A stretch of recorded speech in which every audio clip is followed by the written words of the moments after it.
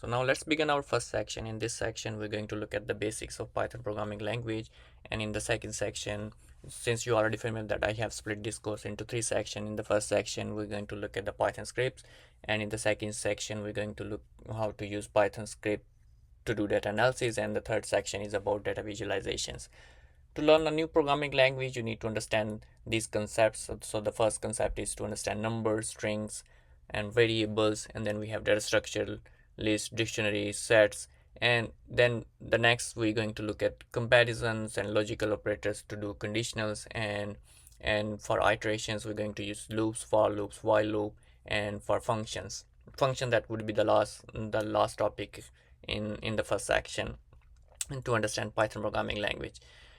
To understand with numbers, let me open Jupyter notebook. So since you are familiar that if you have an anaconda distribution, Jupyter notebook will be already installed in anaconda distribution. So just navigate to your search bar and search the anaconda navigator. All right, so that's the anaconda navigator, and from here I'm going to launch the Jupyter notebook. Alright, so it automatically open in the browser because we have Python interactive notebooks. So when we have in Python interactive notebook, the extension will be .ipynb. Otherwise, the extension you familiar for Python files we have is .py. So I'm going to navigate to my folder where I will start writing the basics of Python programming. Starts from numbers. All right, so I'm now going to create a new file here. That file name would be, by default it will automatically give the file name, so I'm going to give a name to this file. That file name will be basic of Python. All right, let me give you a brief intro of this environment. So here you can create files, open files, save files, and then this navigation is used to work with cells. For instance, to undo changes, to also to cut content from the cells. And the important one is here is kernel. Sometimes we see that your script is continuously running. Maybe the kernel is causing the problem, so you can restart the kernel and run all cells. And then these are few settings. By changing, you can also change themes and also language. And but that's the important one that is here, that we have, that if you write your first program, let's say that's my first program is to print hello world. Okay, and that's the run icon here. Similar to other languages, that once you have your code, you have to run your code, and the icon most of the time they have is to play icon. That okay, so that's, if you hover on this, it also showing that run this cell, because we have these cells, and I'm going to run these cells, and now we have the output that is here. So that was print is a function, and hello world is a combination of combination of characters, and it's a string. So you can use single quote and double quote. So in Python is a very flexible programming language, so you can use also single quote, but you can also use double quote as well. But there is one thing to remember, that if you have single quotes outside, then you can use if you have double quote outside, then you can use single quote inside. All right, so that's the difference, because you won't be able to use double quotes here, then it's a problem, because now you are not following the syntax of Python programming. And if you have single quote outside, then you can use double quote outside. That's the difference, just remember. Now it will work.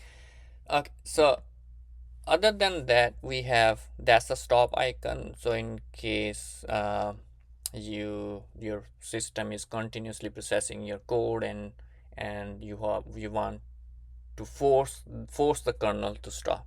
Okay, that's the idea of here. And by default these cells are for code, but you can also change this is to as a markdown. Means that if you need to put some headings, we use this hashtag, and that will be a heading one. So now this will be a this will be a markdown cell, but we most of the time need to write the code. You see the next cell automatically will be in for you to write the code. All right, now let's try to understand data types, because in programming language you need to understand the data types. And for data types, the first data type if you're not familiar, most of if you're not familiar, let me give you some brief intro. That if you have to deal with whole numbers, let me make this as also as a markdown. So if you have to deal with whole numbers, then it will be an int data type. Okay, int data type, that means you can write uh, you can work with numbers. Okay, 1 2 3 and 4. And in case of decimal numbers, we have float data type, and that will be, let's say my height is 5.11. Okay, and so that's a markdown. Okay, so that this cell is a markdown, it will not create any syntax error. All right, because it's a markdown, we can write text inside.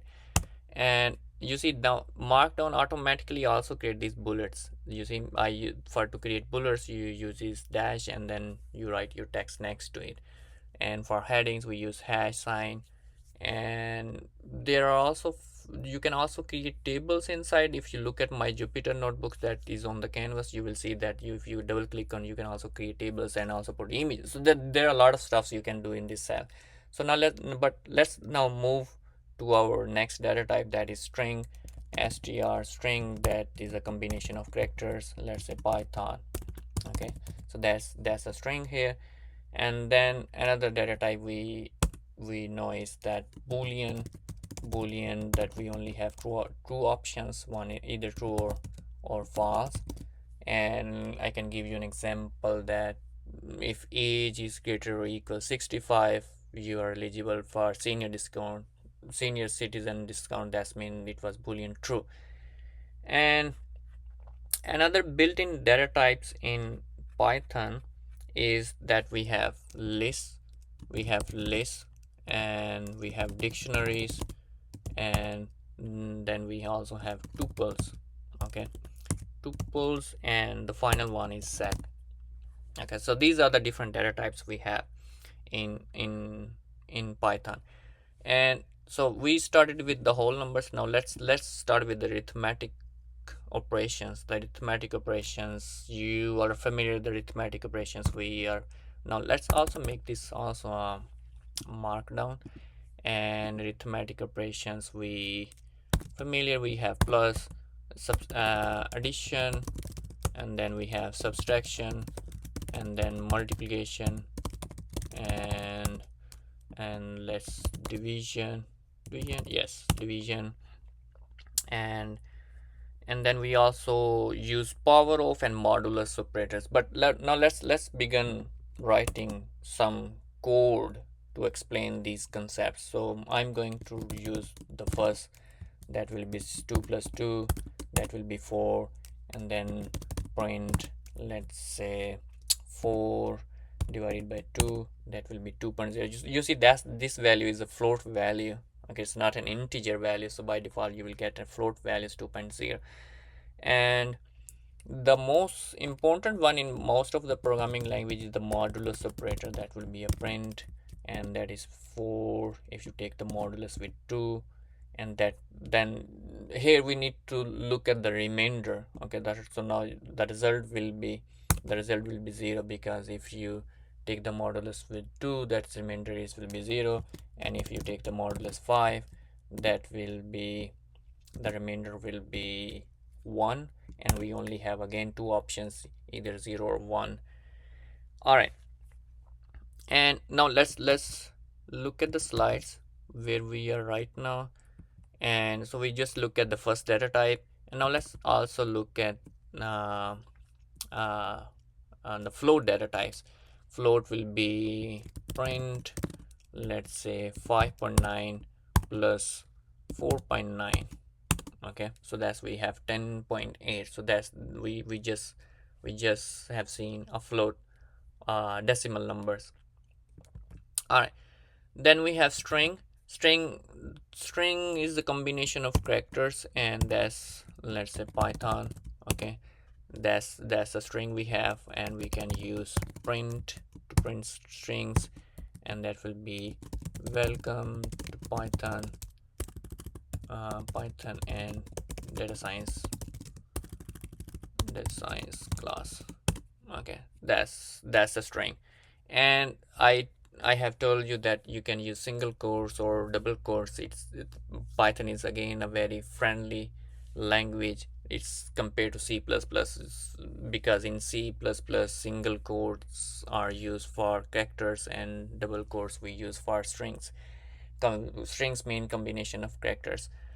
But there is a one pattern you need to remember, that if you use double quote outside, double that means these are double quotes outside, then you can use single quotes inside. It's let's say it's a rainy day. Okay, then you can use a single quote inside. But if you have double quote outside, you won't be able to use double quote inside. That's nested, is kind of nasty stuff. And you see that then there will be a syntax error. There are three kind of errors we are familiar, that one is syntax error, the second one is runtime error, and the third one is semantic errors. Runtime syntax error means that you are not following the protocols of Python programming language, and runtime errors means that you are going to divide a number with 0. Let's say 10 divided by 0, that's again going to be a runtime error. And the third one is when your logic is wrong. Okay, the third one is that logic is wrong. There's no syntax error, you don't find any runtime error, but your logic is wrong, means that your result will be wrong. So now we are not following the protocols. That means if you use double quote in outside, then you can only use single quote inside. So that will be it's a rainy day. And another thing to remember, that if you use single quote outside, then you can use double quote inside. We like, let's say, like Python, and I just trying to explain that you can use double quote inside, but we don't use most of time double quotes. But that's the idea. If you have double quotes outside, then you can use single quotes inside. If you have single quote side, then you can use a double quote inside. All right, now now let's let's look at how to print multiple values. So that's mean that print function can be used to print multiple values. Let's assume that the first value is my age. Okay, and then I'm going to say my age. Let's assume my age is 32. You see, I separated with comma. The first part is a string and the second part is an integer, and let's say have the third part is my height, and I'm going to put this colon to separate, to create a little separation. And now I'm going to use my height is 5'11". Okay, so now you see, if you have to print multiple values, you can use this to separate. You can use comma to separate these values. All right, so you see you have my age, my height, and the values are on front of them. All right, so that's the idea of we at this point we just now familiar with arithmetic operators, and we have seen numbers, whole numbers, and also decimal values, and we have seen string values.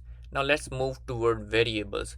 Variables are important because they help reuse values without typing them again, and they make also code easier to read. For instance, because you are familiar with my name, and I'm going to declare a variable to store this value, because maybe I can use this later.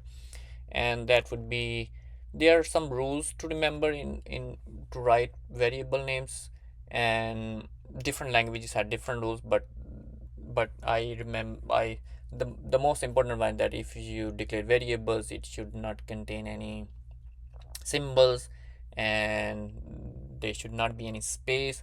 But the ideal approach is to have a descriptive name, and also try to use underscore if you have multiple words. For instance, my name.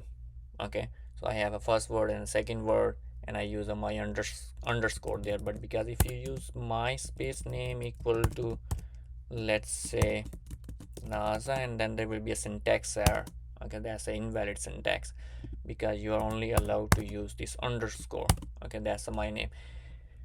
So we have, so again, you don't need to end with semicolon here, and that's my name is, and let's say my age is 32, and my height. Okay, these are descriptive names that even you understand this variable, that these what kind of value these variable hold. And my height, so that now that would be a 511, so that's a decimal value. All right, so now we now familiar with variables. Now let's look at what next we have. We now going to declare list. Okay, so we now let's look at again the slides. So we have seen int, float, string, boolean. We only have two options, true or false. And now let's look at lists. And lists, lists are ordered. And they are also changeable, and they also allow duplicate values. And then there will be a one variable that will have multiple values of different data types. Okay, that would be, let's say, I'm going to use a list to store these all values. Let's say now I'm going to have a one variable that would be, let's say, my information. Okay, that would be my information, and that will be equal of type list. For list we use square brackets, and the square brackets we're going to put elements inside. The first element is my name, and the second element is my age, and the third elements or a data item, and that would be 5.11 is my height, and that's of type list. And I think there is a method that can be used to look at what kind of variable it's let's say, let's look at, I think it's type my information. You see, it's a type of list, you see. And so these values are now indexes, and they all indexes always start from 0. Why they always start from 0? I already have open a tab where I explain, because but let me print out few values first. So my information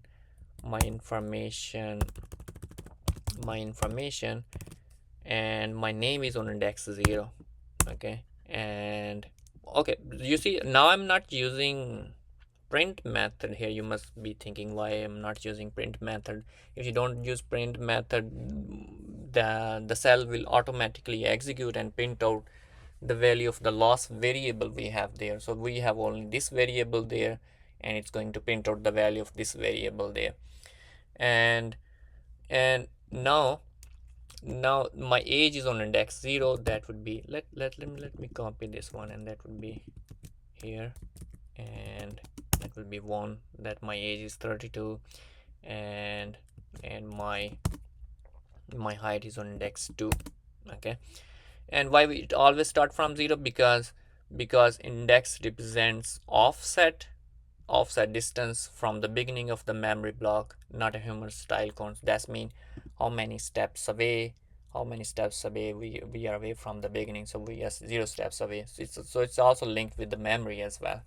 All right, so unlike arrays, we can also use negative indexes here. For instance, if because you start from 0, it will print my name, and if you the index 1 is my age, and index 2 is my height. But let's use negative index. What will happen? So it will start from right to left. Okay, -1. Okay, so now it's not going to start from 0.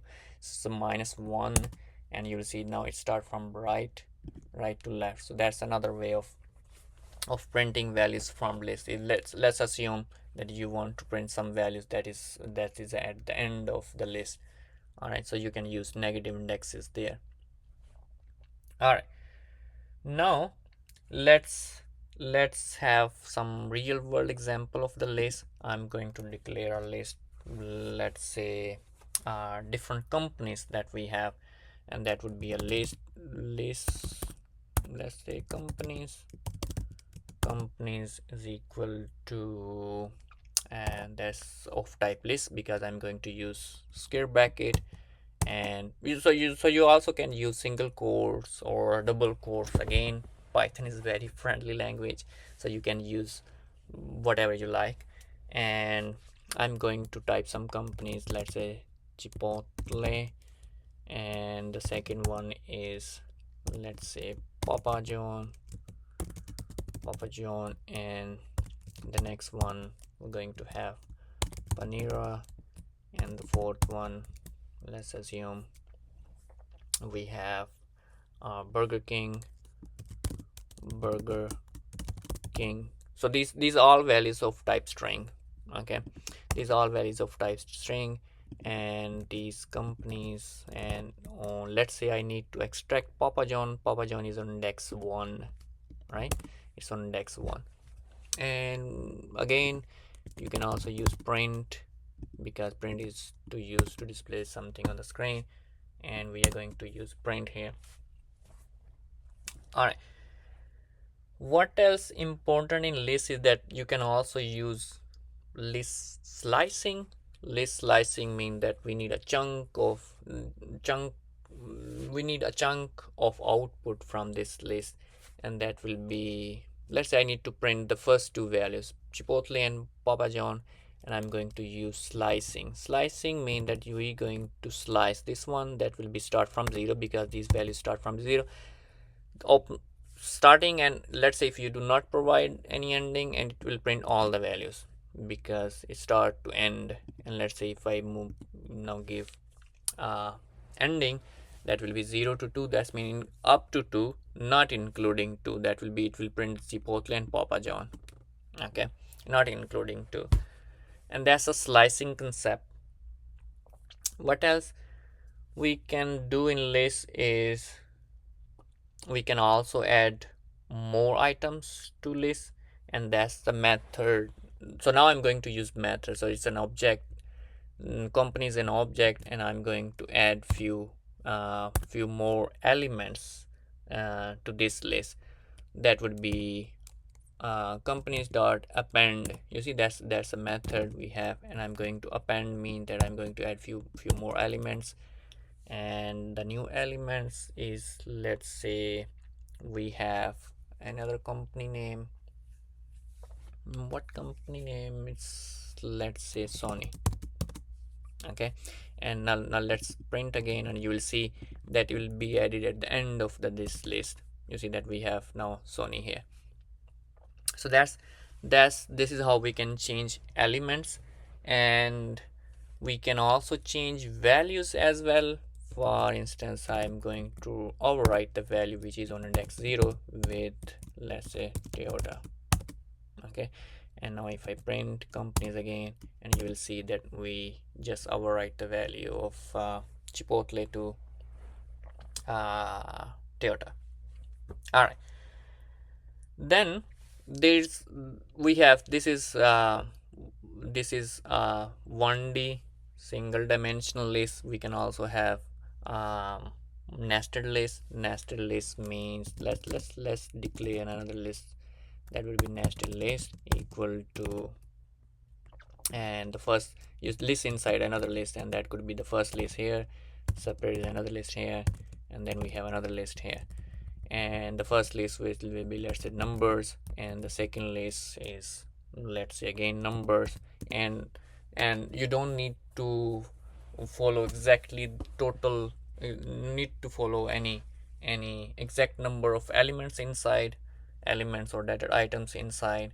So in the first list I have 3 elements, in the second list, let's say, we have 2 elements, and the last list we going to have, let's say, few elements, let's say KFC, and another one is Nestle. All right, and that's the nested list. All right, so now let's assume that I need to extract, because 1 2 3 is very simple to understand. Let's make it 7, and let's make it 90. Let's say I need to extract 3 from this nested list. this 3 is on index 0. Okay, that's index 0. If you use index 0, it will print 97 and 3. That's mean we again need to go deep inside. That will be index of 0, and 3 is on index 2, because 0 is index 9 on index 90 is on index 0, and 7 is on index 1, and 3 is on index is 2. Okay, this is how you can print out nested list values. And now let's say if I need to print Nestle is in index, so this is the first index, this is the second index, and that's the third index, sorry, this is the 0th index, and that's the first index, and that's the second index here, and that will be nested list.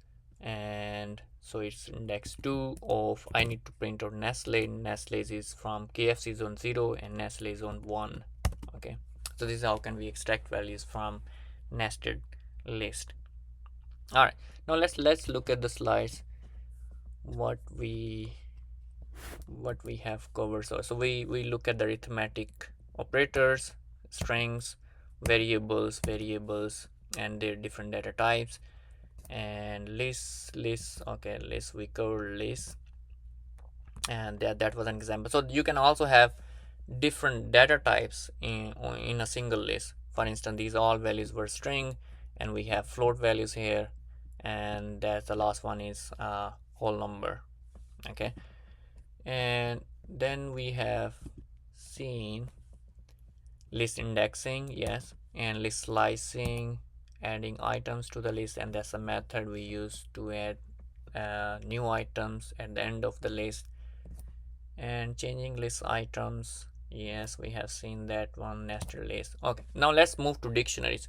Dictionaries store data in a key value pair. So for dictionaries, we're going to have a key there that can be used to access values. All right, and dictionary is also used for lookup, and they use curly brackets. So that syntax is slightly different. So for lists we use square brackets, and now I'm going to have a dictionary. Dictionary means that we are going to have key, and we are also have an item. Key and item, these are associated to each other, and that would be a, let's say my dictionary is equal, that will be the curly bracket, and we're going to have key, and that's the syntax. Let's look at the syntax. That would be a key 1. So you can also have a space here, colon, and that would be a value.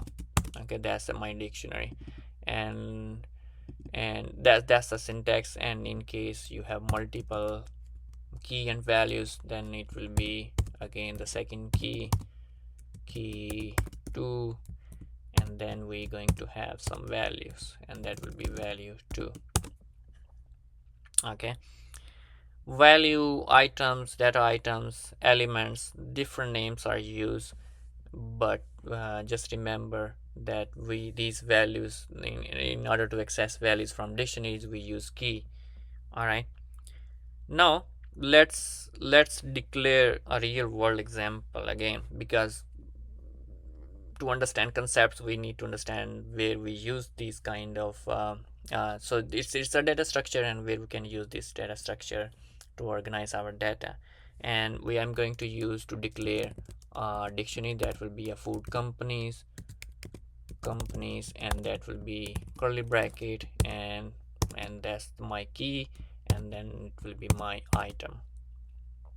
Okay, and let me copy a few stuff from the slide. So that's the syntax, that we have opening curly bracket, closing curly bracket, that's a key, that's an item, key, item, key, and item, and you separate with comma. Okay, and in order to access values we use the key. All right, for instance, if now I use simple dictionary, that will be key, it will print item 1, right, because that is associated to this item.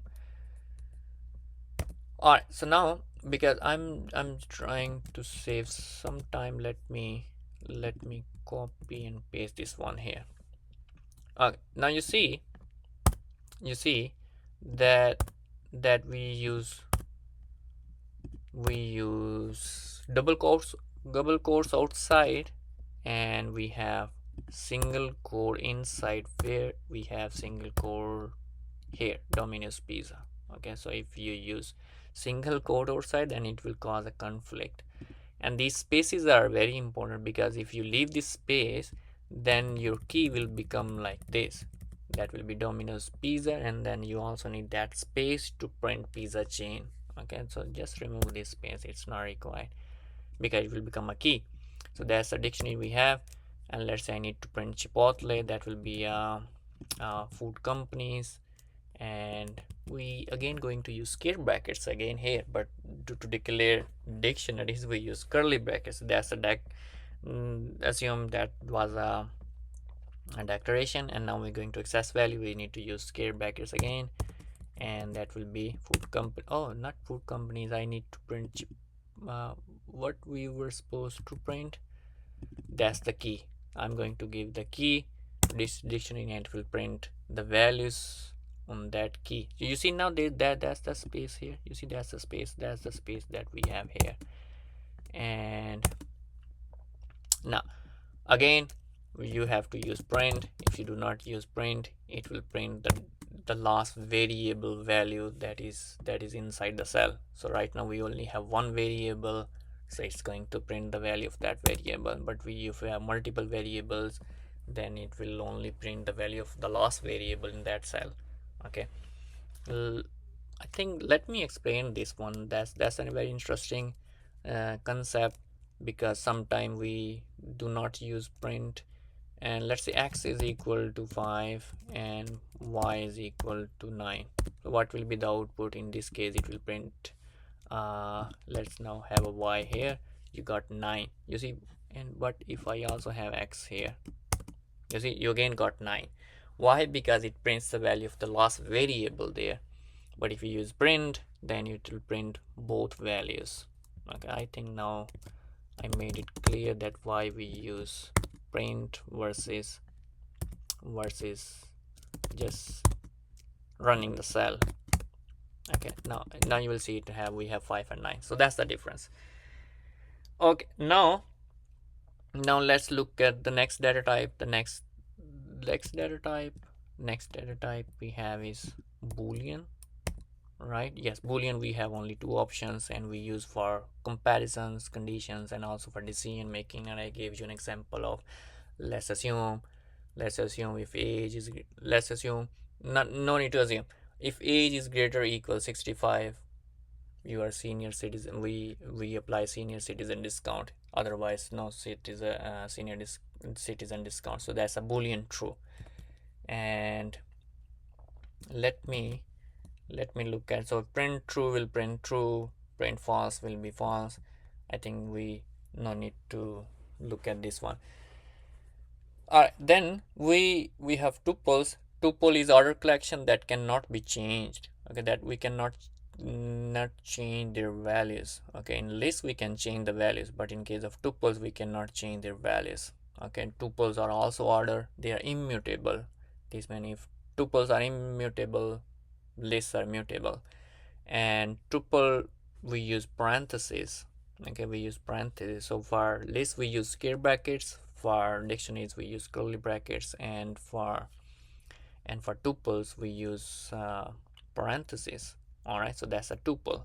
T of 1 means it will print 2, and they also start from 0 index, and the one is value 1 is on index 0, and 2 is on index 1, and 3 is on index 2, because they start from 0, that's why it's index 2.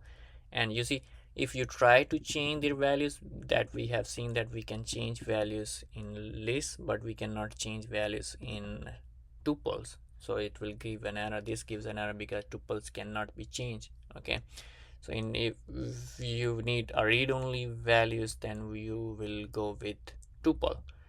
All right, and the last one I think we have set. That's the last data type we have.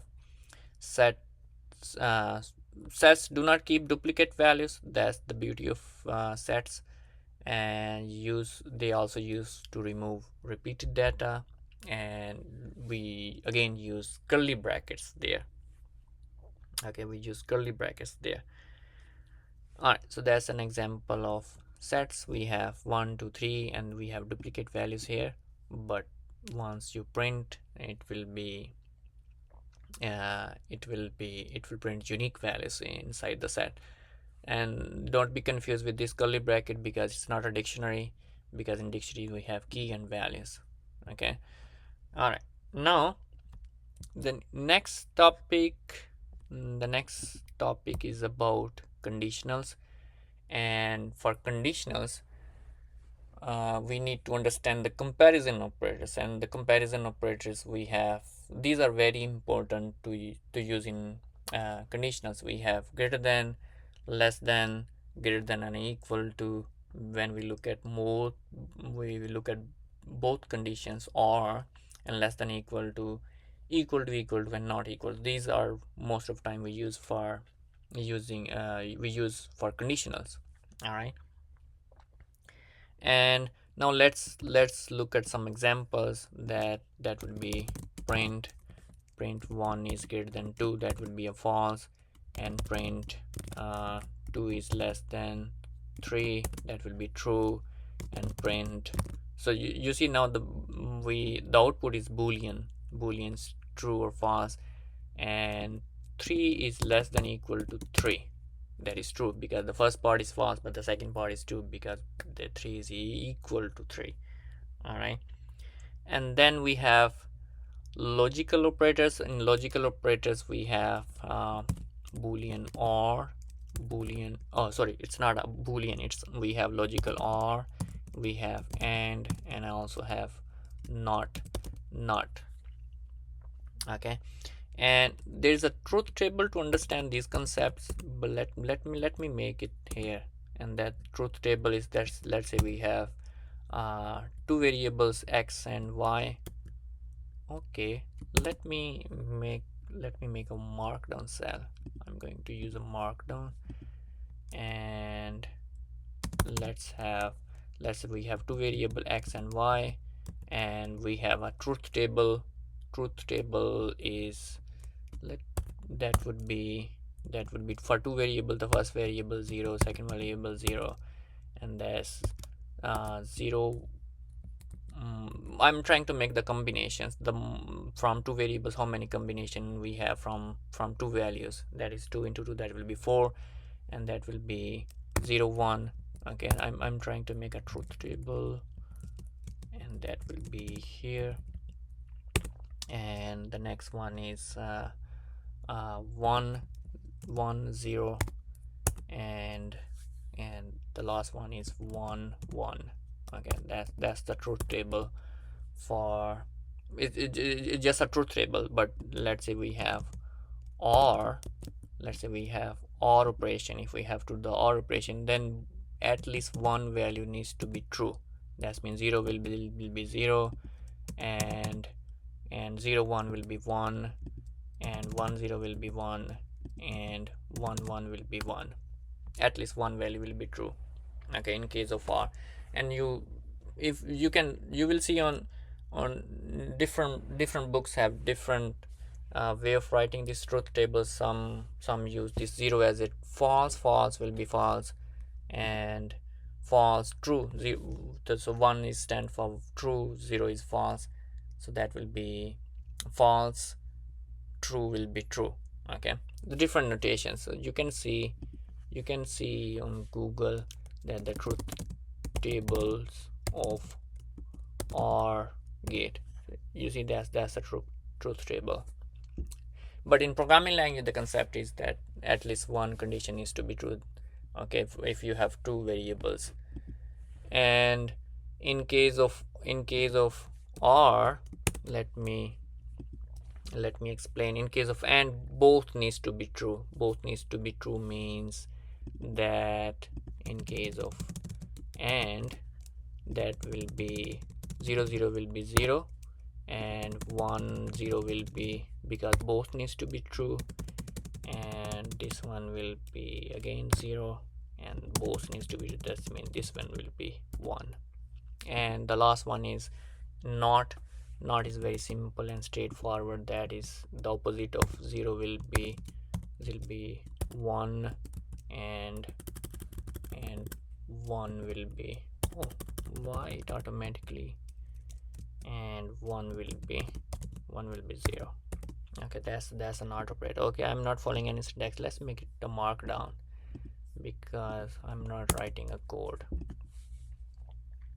Okay, now let me give you a real world example of logical or. Let's look at the slides. I think there's one very nice example there. That's the one, or logic here. So that will be drink. If drink is coffee, so that's a variable and we assign a value coffee. And if drink is equal, that's a comparison operator we use, equal to coffee, or at least one needs to be true. Okay, at least one needs to be, even if it's a coffee or a tea, it has caffeine is present in the drink. Okay, at one condition will be true, or both can be true. Okay, but that's an example of OR operation, and otherwise that's no caffeine in the drink. All right, now let's look. So because that's what the conditionals. Yes, conditionally you are not familiar with the syntax of the conditionals. Let's now look at the syntax of the conditionals. So we have if else. If is the keyword we use in Python programming language for conditional is if. Okay, and let's declare a variable. Let's say age is equal to 18, and I'm going to put some conditionals, and that would be if. And we don't need parentheses here. If age, that's a comparison equal to 18. Okay, and we use a semicolon here. Okay, and what in C++ we use curly brackets, right? So for here we need a semicolon.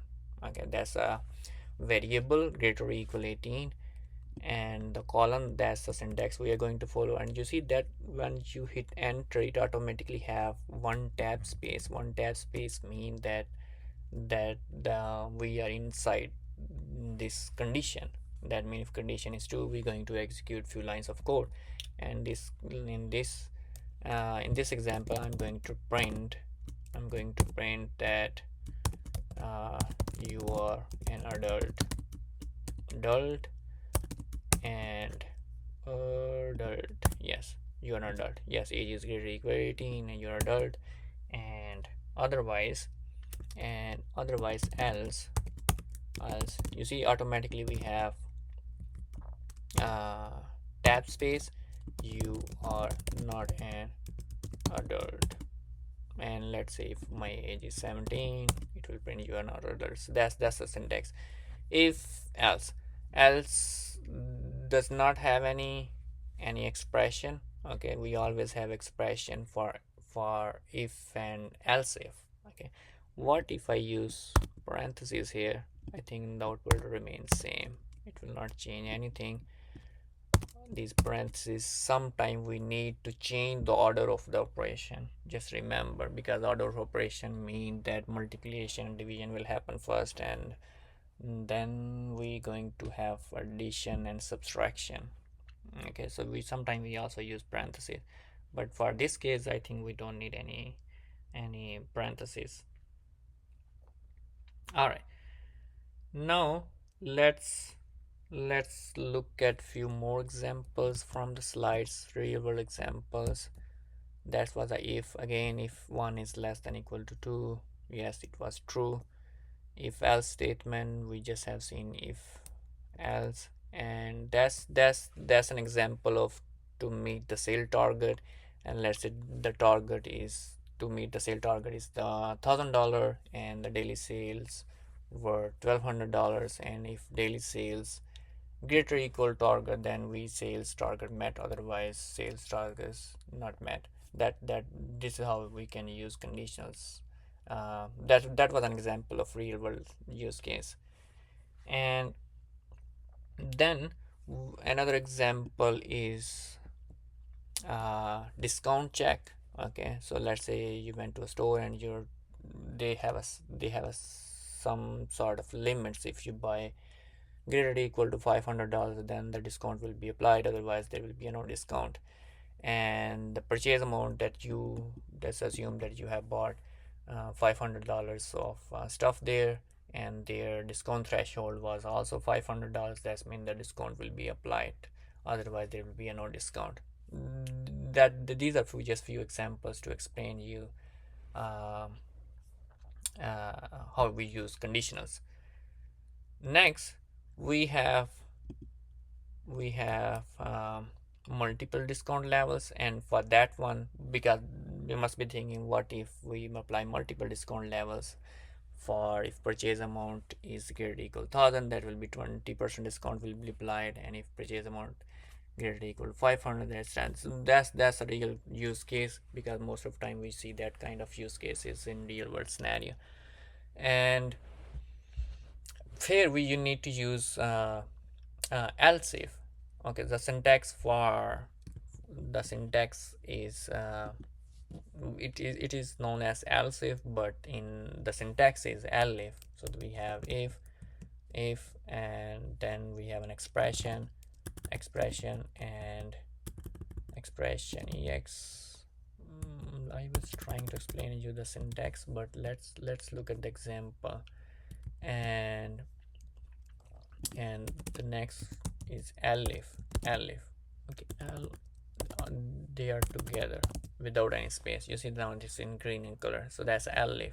You can have multiple elif, right? Okay, again syntax is wrong. Elif. Okay, that's the way of writing. All right, and in a given time only one will be true.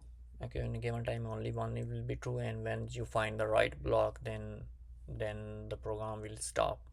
For instance, you bought 150, so no discount will be applied. Let me copy and explain you the concept that I'm trying to explain. That is that once you find the right block, it will stop. Okay.